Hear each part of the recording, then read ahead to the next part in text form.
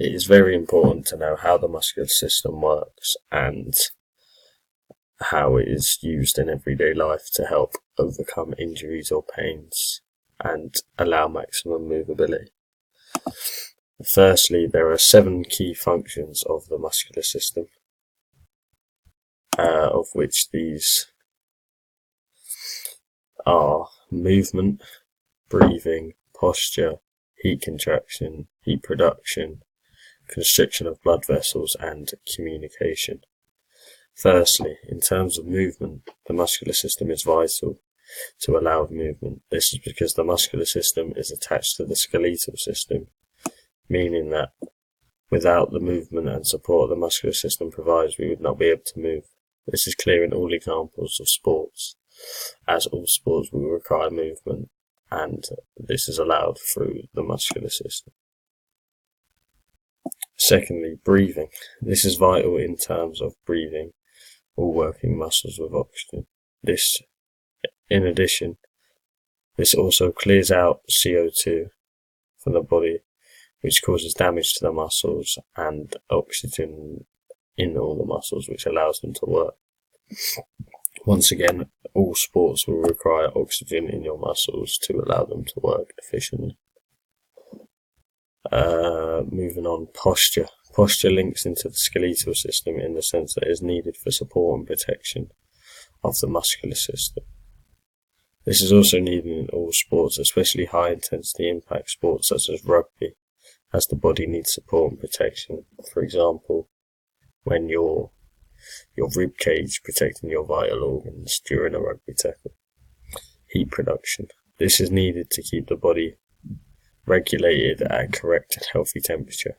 If heat production wasn't taking place in the body, muscles would become very cold and unable to work. The body needs to have heat in all kinds of sporting activities, from football to running. Constriction of blood vessels refers to the flow of blood around the body and muscles. In terms of the muscular system, constriction of blood vessels is key, as all the muscles need oxygenated blood flowing through them in order for them to work. In all sports, oxygenated blood is needed in the muscles to move, for example, football. Heat contraction. Heat contraction is needed in the body because heat contraction helps the muscles to function in the sense that allows contractions in the muscles. This is necessary as well in all sports to allow maximizing in their sports performance. Communication. This is to do with how different muscles communicate through nerves and motor neurons. For example, different impulses are sent through muscles. Therefore, they must communicate with each other, allowing the movement that the brain is telling them to happen to occur. This is needed in a range of sports when communicate. For example, cricket, when communicating from your wrist to rotate during a spin bowl. In terms of movement in the muscular system, this is vital so that you can move.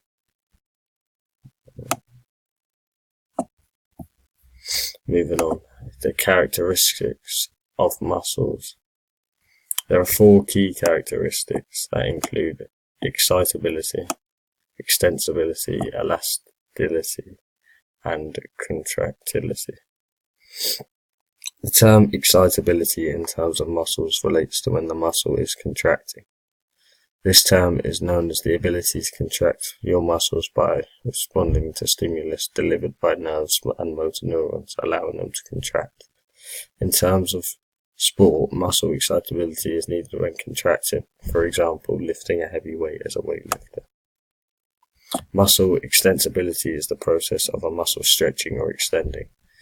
This happens to allow the movement extension, which means this may also work antagonistically with excitability, as one causes contraction while the other causes extension. This is needed in sports for extension movements, for example, extension at the knee and hip when kicking a ball in football. Contractility in the muscles is the ability to allow the cells of a muscle to forcefully shorten, causing rapid muscle contraction. This is needed in sports that require very explosive and intense movements, for example, jumping and basketball. Elasticity works alongside the process of extensibility. This is because it is known as the ability to recoil or bounce to the muscle's original length after being stretched. This is needed so that muscles do not stay overstretched after extending too far.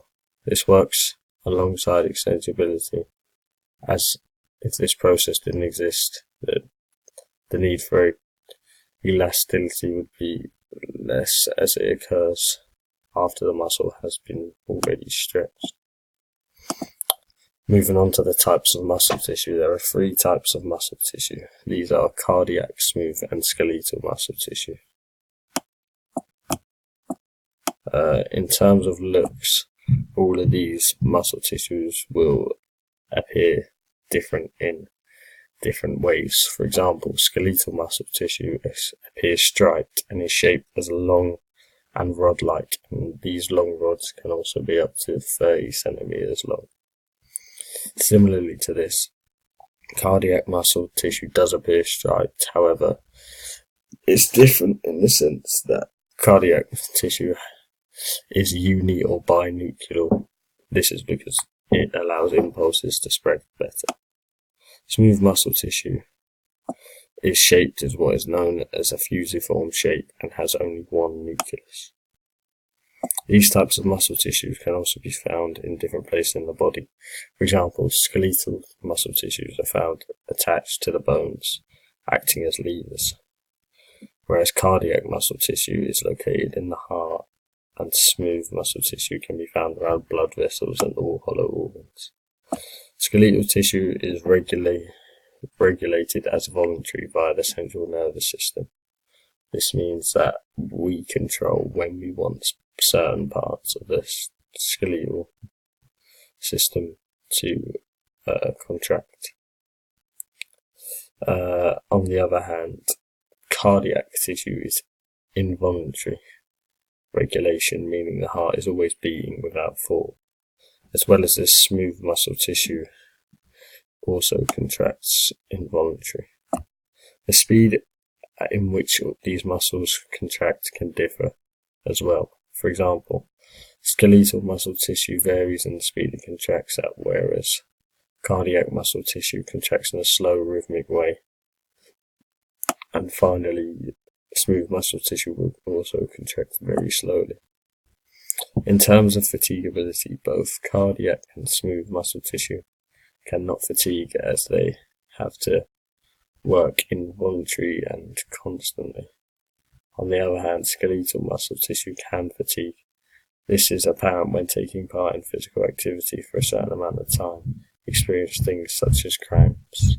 For example, when a marathon runner has ran for a very long period of time, their muscles will begin to fatigue, causing pain or no longer allowing them to run. Skeletal muscle growth anatomy. Now this refers to how muscles are made and what they are made up of. They are firstly made up of the epimysium. This is connective tissue that wraps around the outside of the muscle to prevent friction and protect the muscle. Now the perisymesium is connective tissue inside the muscle that wraps around a bundle of muscle fibers known as the fascicle. Inside the fascicle, there are fibers known as endochromosomes, which are individual muscle fibers. Muscle fibers are made up of myofibers, which are muscle cells. Myofibers are made up of myofibril. There are 2 types of myofibrils, actin and myosin. These are both proteins and these are both different. These are what cause certain types of muscle tissue to appear striped, as they are different in colour. Muscle rolls. There are 6 main muscle rolls. These include agonists, antagonists, fixators, exogenous, origin, and insertions. During movement, the agonist's role as prime mover is to perform the muscle contraction. For example, when performing a bicep curl, the agonist is the bicep and the role is to perform the contraction. The agonist is the muscle working with the prime mover in order to perform the other part of the contraction. For example, the triceps when lowering the arm back down after a muscle contraction. The origin is the fixed point which does not move during the contraction. For example, the shoulder during a bicep curl. Insertion is the opposite to this and does move during the contraction. In terms of the bicep curl, this would be the forearm. The fixator in a movement is the muscle that stabilizes the origin and the joint span in order to control the agonist function more efficiently. In a bicep curl, this would be the rotator cuff. The surgeons perform or help the same set of motions as the agonist. These muscles act on the movable joints. Here we can see a labeled diagram of all the major muscles of the body. And in these tables we can see different agonists, origins, insertion and antagonists for different parts of the body. For example, flexion that occurs in the shoulder joint has an agonist of the anterior deltoid and the antagonist of the latissimus dorsi. Moving on, we have the radial ulnar and elbow knee joint. This where we can also see the antagonist for flexion of the biceps brachii and the antagonist, which is the tricep, which we were just talking about. And we can see this apparent for all the tables. Now, in terms of the types of muscle fiber, there are three main types of muscle fiber. These are slow oxidative, fast oxidative, glycolytic, and fast glycolytic.